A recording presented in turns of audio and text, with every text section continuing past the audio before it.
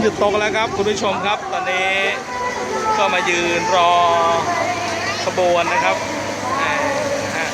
เมื่อกี้ตกหนักครับพัทยาตกเมื่อไรแล้วท่วมมานั้นครับเอาแล้วโอ้โห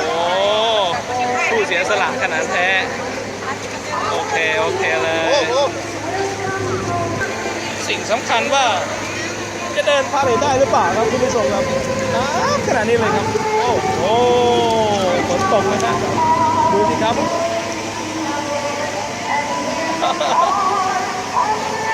โอ้ยนี่แหละครับพัทยาครับ